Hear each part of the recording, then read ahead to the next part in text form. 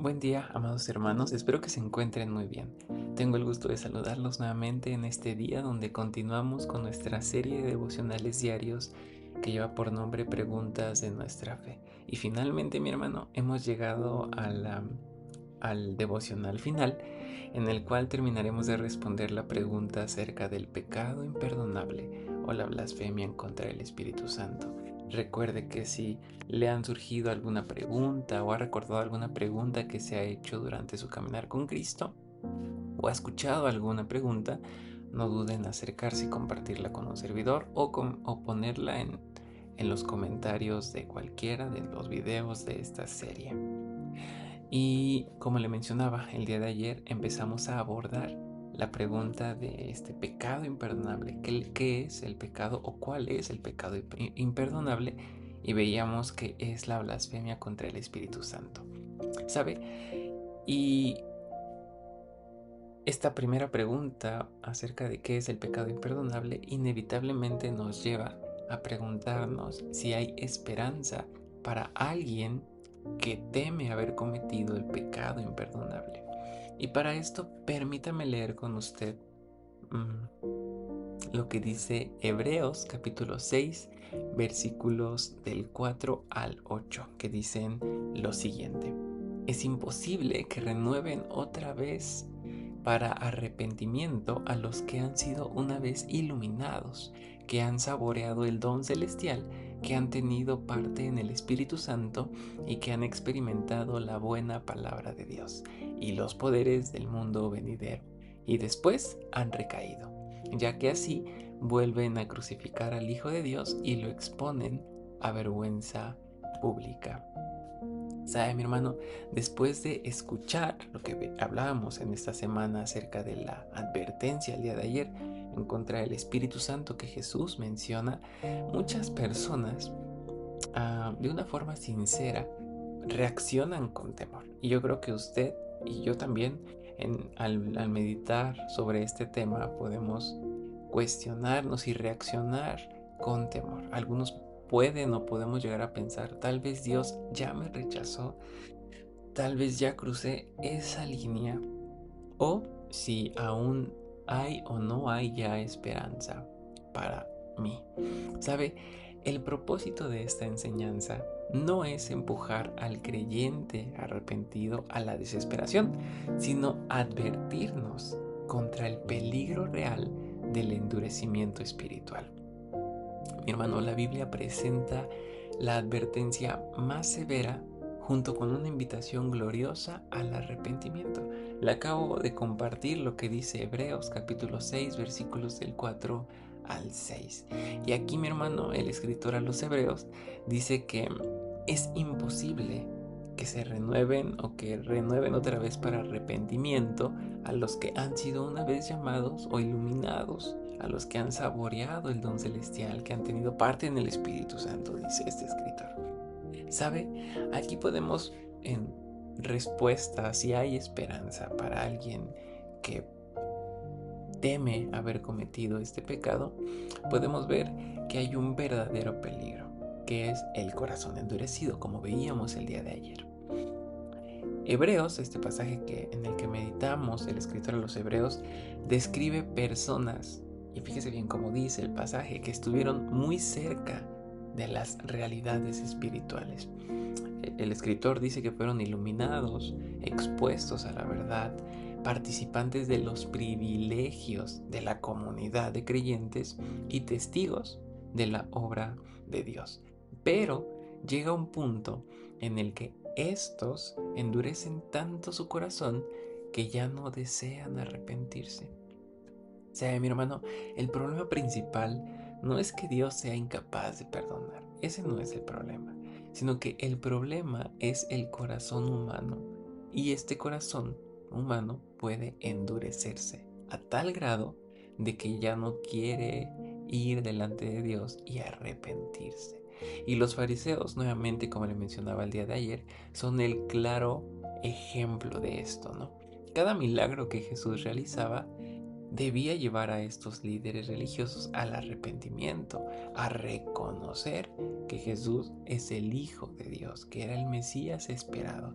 Pero en lugar de quebrantarse, en lugar de reconocerlo, en lugar de arrepentirse, ellos se endurecían cada vez más y terminaban atribuyendo las obras de Jesús a- al maligno. Y sabe, mi hermano, esto podríamos decir que es lo más aterrador del pecado, que el corazón puede acostumbrarse tanto a resistir a Dios que termina llamando a lo malo bueno y viceversa, a lo bueno malo. Sabe, el pecado imperdonable no sucede por accidente, como se lo he mencionado desde el día de ayer y también en esta pregunta acerca de qué es la salvación. Y sabe, esto es muy importante porque nadie comete este pecado contra el Espíritu Santo, la blasfemia contra el Espíritu Santo. Nadie comete este pecado de una forma dudosa o insegura, ni de una forma emocional o a través de una lucha espiritual. No, no, no, nada de eso. No es algo como comúnmente se dice como un descuido. No, no, no. Sino que la blasfemia contra el Espíritu Santo implica persistencia, dureza, un rechazo consciente, oposición deliberada al poder de Dios y ausencia total de arrepentimiento. Por eso, Pedro, que le hablaba ayer de esto, no cometió este pecado, porque él dice que lloró amargamente. Y fíjese lo que Jesús también le dice a Pedro en Lucas 22, versículos 31 y 32. Jesús le dice a Pedro: Simón, Simón, mira que Satanás ha pedido zarandearlos a ustedes como si fueran trigo, pero yo he orado por ti, para que no falle tu fe. Y tú, cuando te hayas vuelto a mí, fortalece a tus hermanos. Como veíamos el día de ayer, mi hermano, Pedro cayó gravemente, pero Cristo lo restauró. Y justamente hablaba con algunos de ustedes esta restauración que viene directamente de Jesús con Pedro cuando le dice: pastorea mis ovejas, ¿no? Después de una pregunta o de 3 preguntas hacia Pedro donde Jesús cuestionaba el amor de Pedro. Y aunque Pedro cayó, Cristo lo restauró. ¿Por qué? Porque Pedro todavía amaba al Señor, aunque había fallado gravemente. Pedro amaba a Jesús. El corazón, mi hermano, endurecido, en cambio, ya no quiere volver. Pedro, después de negar a Jesús, dice que lloró amargamente porque sabía lo que había hecho. Pero un corazón endurecido, mi hermano, ya no quiere volver. Y no es algo que pasa por temor, como pasó con Pedro, o por temor o presión, sino que cuando alguien comete el pecado imperdonable es sumamente consciente de lo que está haciendo. Algo también importante, mi hermano, que vemos en todo este tema es una evidencia de gracia, que es el temor y la convicción. Muchas veces, mi hermano, quienes más temen haber cometido este pecado son precisamente quienes no lo han cometido. Parece algo paradójico o algo complicado, pero déjeme explicarle por qué digo esto. Porque, vaya, cuando una persona teme haber cometido este pecado y se siente angustiada, incluso pide perdón por si lo hizo o no lo ha hecho, ahí vemos algo importante, que todavía tiene o siente en convicción, todavía preocupa haber ofendido a Dios, todavía hay un deseo de reconciliarse con Dios, de no fallarle. Y ese mismo temor puede ser evidencia de que el Espíritu Santo sigue obrando en el corazón de estas o estos hermanos que temen haber cometido este pecado. Una persona, en cambio, mi hermano, que está completamente endurecida, no lucha, no se arrepiente, no busca misericordia y no desea volver. Y este es el problema de los fariseos, mi hermano. El problema de ellos no era la sensibilidad espiritual, sino era la dureza espiritual. Ahora, mi hermano, aquí hay algo muy interesante a resaltar. La Biblia está llena de ejemplos de gracias sorprendentes. Podemos ver y recordar la historia de David, que fue perdonado, que fue restaurado. Podemos ver al mismo Pedro que le comentaba el día de ayer y hoy también, que fue restaurado. También podemos ver el ministerio de Pablo, cómo Pablo, de perseguir a los creyentes, tuvo un encuentro con Jesús camino a Damasco y recibió misericordia. Fíjese lo que dice Primera de Timoteo, capítulo 1, versículos del 13 al 16. Pablo escribe lo siguiente: anteriormente yo era un blasfemo, un perseguidor y un insolente. Sin embargo, Dios tuvo misericordia de mí porque actuaba con ignorancia e incredulidad. Por la gracia de nuestro Señor, pero la gracia de nuestro Señor se derramó sobre mí con abundancia, junto con la fe y el amor que hay en Cristo Jesús. ¿Sabe, mi hermano? Antes de continuar con ese pasaje, Pablo habla de justamente su pasado. Pablo había perseguido a los cristianos, Pablo había encarcelado creyentes, Pablo había atacado directamente a la iglesia. Pero aún así, él encontró misericordia. ¿Por qué? Porque su pecado no era una oposición endurecida, ¿no?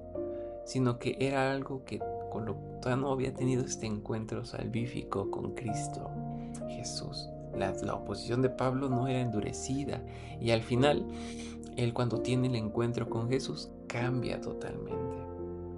Ahora, mi hermano, aquí, dentro de todo esto, ya después podemos ahondar más sobre este tema, pero aquí podemos encontrar algo urgente como creyentes, como iglesias, y es la advertencia a no endurecer nuestro corazón.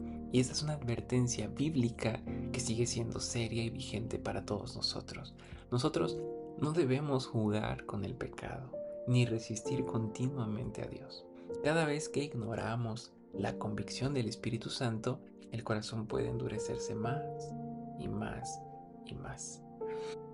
Por eso, mi hermano, el mismo escritor de Hebreos, ahí en el capítulo 3, versículos 12 y 13, dice lo siguiente: cuídense, hermanos, de que ninguno de ustedes tenga un corazón pecaminoso e incrédulo que los haga apartarse del Dios vivo.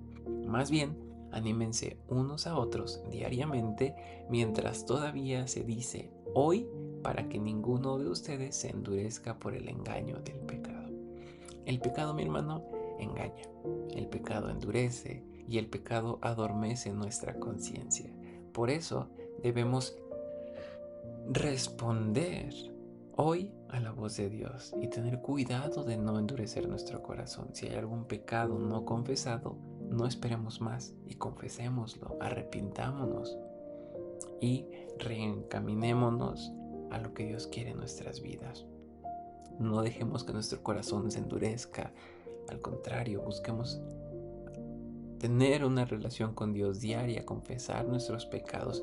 Pasa algo con el pecado, mi hermano. Cuando nosotros pecamos y no confesamos nuestro pecado, no nos arrepentimos, haga de cuenta que nuestra relación con Dios se pone en stop.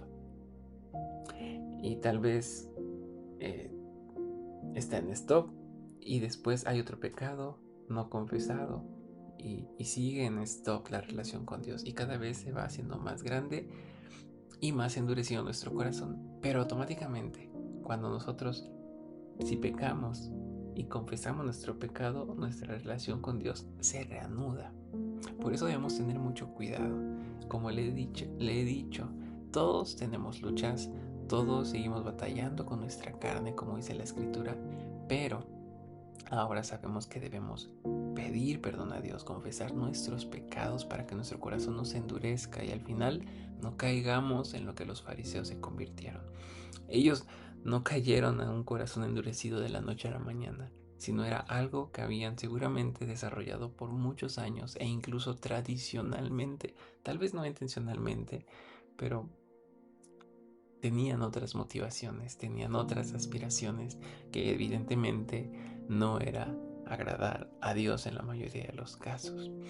Ahora, aquí hay algo muy importante, mi hermano. La enseñanza del pecado imperdonable no termina en desesperación. El Evangelio termina apuntándonos siempre hacia Cristo. Primera de Juan, capítulo 1, versículo 19 dice así: si confesamos nuestros pecados, Dios, que es fiel y justo, nos perdonará y nos limpiará de toda maldad. Aquí hay una frase clave y es una palabra que es toda maldad. Todo pecado verdaderamente arrepentido encuentra perdón en Cristo. Todo pecador que va y confiesa su pecado de una forma genuina y verdaderamente arrepentido, encuentra perdón en Cristo, mi hermano. ¿Por qué? Porque la cruz es suficiente. La sangre de Cristo limpió completamente a todo el pecador que viene con Cristo Jesús en arrepentimiento y en fe. Ahora, mi hermano, el pecado imperdonable no es una lucha emocional, no es una duda o un fracaso momentáneo ni una caída en debilidad. Eso no es el pecado imperdonable. El pecado imperdonable es el rechazo deliberado, persistente, consciente y endurecido de la obra del Espíritu Santo. Por eso, mientras una persona escuche la voz de Dios, sienta convicción, desee arrepentirse y corra hacia Cristo, todavía hay esperanza abundante en el Evangelio. Isaías, ahí en el capítulo 55, dice: busquen al Señor mientras se deje encontrar, versículo 6, ¿no? Y llámenlo, dice Isaías, mientras esté cercano. Después continúa diciendo en el versículos 6 y 7 que abandone el malvado su camino y el perverso sus pensamientos, que se vuelva al Señor, a nuestro Dios, que es generoso para perdonar, y de Él recibirá misericordia. Mi hermano, todos somos propensos a caer, a fallar, pero también todos somos llamados a confesar nuestros pecados. Tenemos un Dios fiel, un Dios justo, que perdonará nuestros pecados, que nos perdonará cuando realmente vamos con un corazón arrepentido y confesamos nuestros pecados. Pero mientras no los confesemos, nuestro corazón se irá endureciendo cada vez más, y así podremos correr el riesgo de cometer este pecado imperdonable que es la blasfemia contra el Espíritu Santo, y pasaremos a actuar como los fariseos, o aún peor, a conscientemente ignorar o desacreditar el poder de Dios o las manifestaciones de Dios y atribuirlas a otra cosa. Entonces, hermano, el llamado es claro y debemos cambiar nuestra forma de vivir y de tratar con el pecado. Le pido que me acompañe en una oración. Padre, gracias te damos porque tú eres bueno, gracias por tu amor, por tu misericordia, porque sigues desafiándonos a vivir una vida que glorifique y honre tu nombre. Padre, gracias porque has puesto en nosotros a tu Espíritu Santo para redarguirnos, para a exhortarnos a confesar nuestros pecados cuando hay algún pecado no confesado. Padre, queremos rogar de tu misericordia para que cuando nosotros fallemos, porque somos seres falibles, cuando fallemos, cuando